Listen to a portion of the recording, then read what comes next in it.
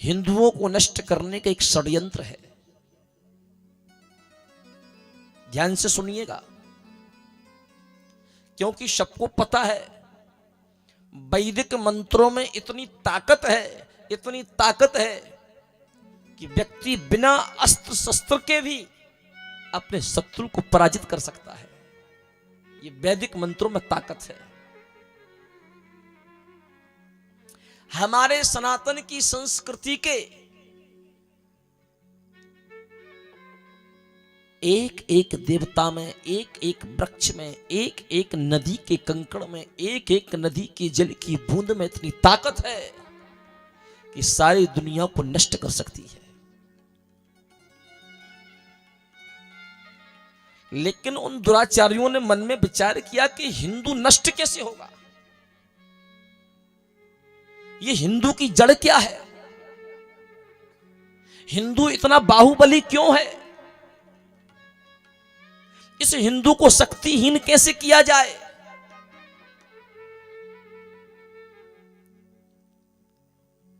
उन निशाचरों ने हमारे हिंदुओं की शक्तियों को छीन करने के लिए सबसे पहला धावा बोला हमारी संस्कृति गाय पर।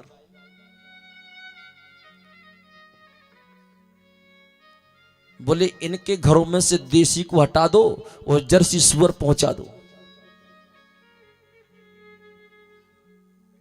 क्योंकि जो देशी गाय होती है ना, उस देशी गाय का दूध ही शिव को प्रिय है और देशी गाय का दूध ही भगवान श्री कृष्ण को और राम को प्रिय है। जो जर्सी है ना, इसका दूध किसी को प्रिय नहीं है। जर्सी के दूध से कैंसर आदि बीमारियों का उद्गम होता है।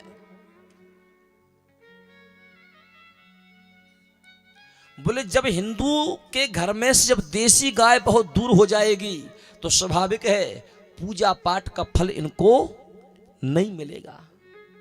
उनका पहला षड्यंत्र। दूसरा षड्यंत्र, बोले हिंदू तो सुबह से लेकर के शाम तक पूजा पाठ करता रहता है। आज एकादशी है तो कल प्रदोष है, कल प्रदोष है तो अमावस्या है, अमावस्या है तो पूर्णिमा है, पूर्णिमा है तो चतुर्थी है, चतुर्दशी है, आज सोमवार है तो कल मंगलवार है तो गुरुवार है, शुक्रवार है, जन्माष्टमी है, रामनवमी है, नवरात्रि है, शिवरात्रि है। हिंदुओं के वर्ष में 365 दिन है तो 365 दिन ही कोई ना कोई उत्सव है।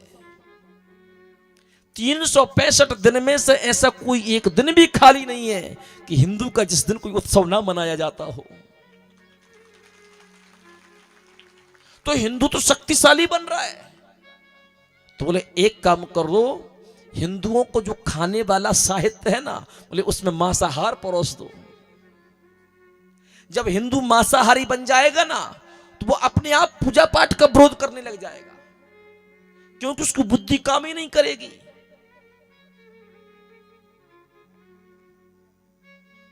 उन निशाचरों ने हिंदुओं के भोजन के थाल में मांसाहार परोसना चालू कर दिया और उस मांसाहार का भक्षण करते करते करते करते आज का हिंदू अपनी संस्कृतियों का भक्षण भी करने लगा।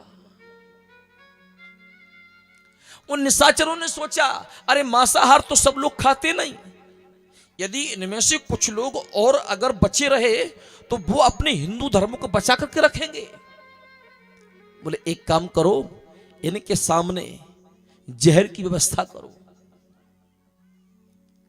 पीने की व्यवस्था कर दी। लोग पीकर के बेहोश अवस्था में रातों रात पड़े रहते हैं, उनको पता ही नहीं बेटा कहां है, बेटी कहां है, पत्नी कहां है, भाई कहां है, बहन कहां है। नशे का अधिकारी बना दिया उनको।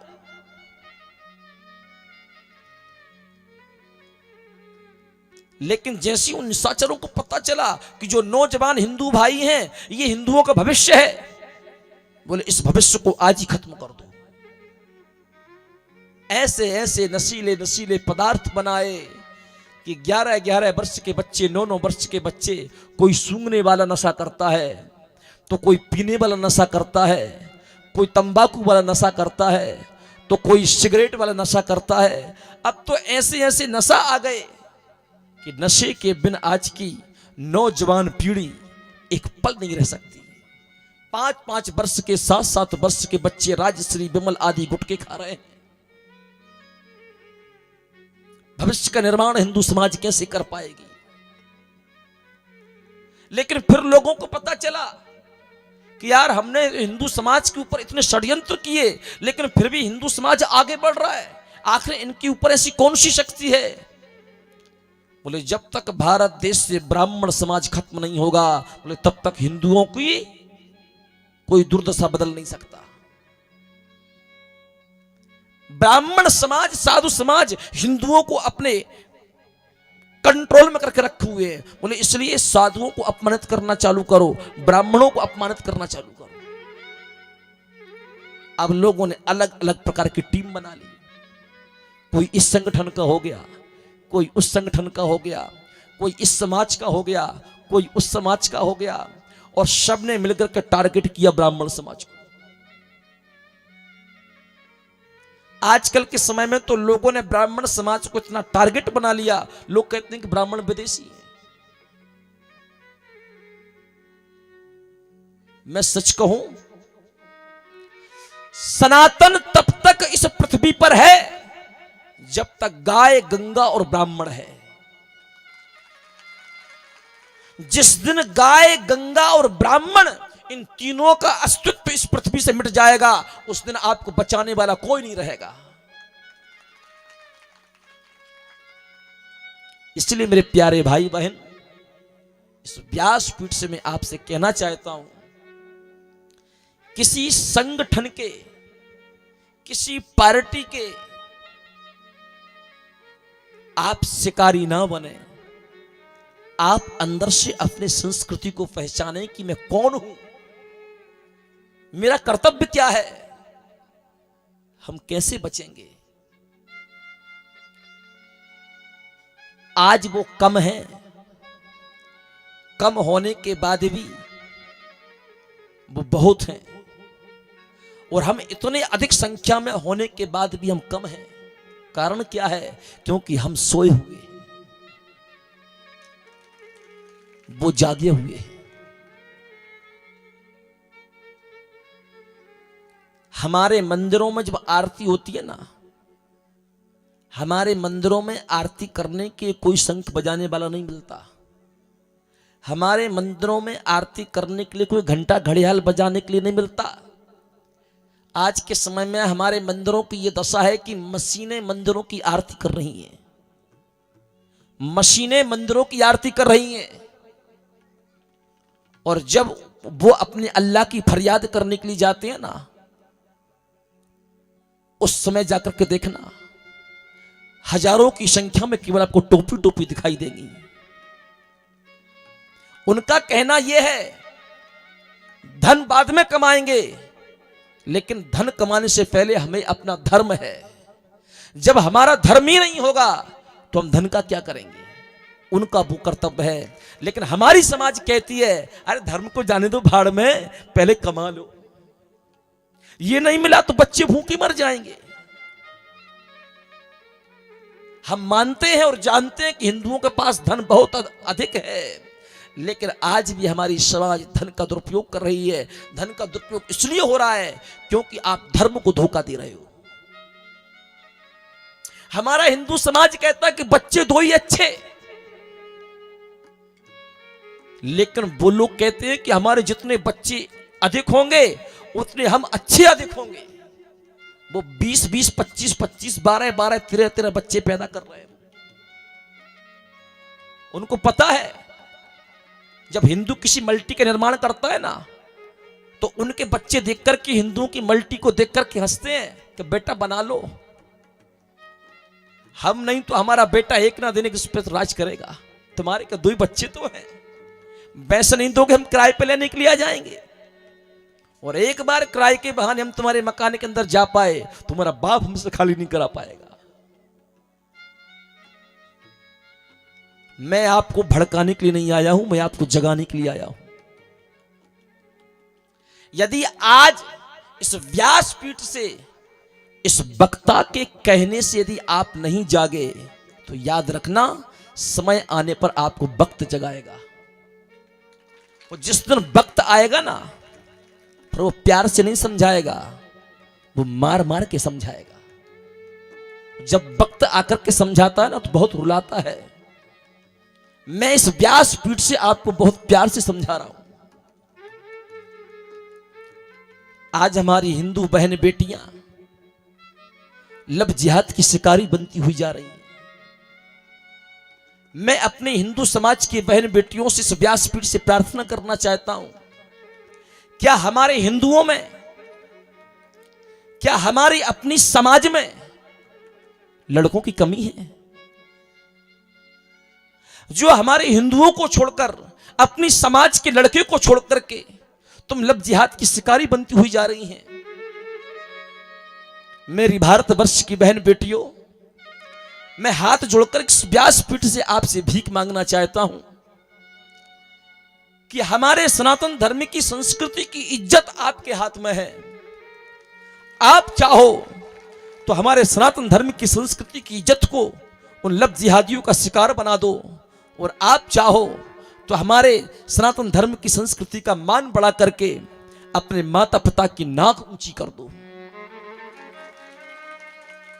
कुंवारी रह करके मर जाना, लेकिन किसी के लव जिहाद के चक्कर में आकर के किसी मुसलमान से शादी मत करना। मैं खुल करके मंच से बोल रहा हूं।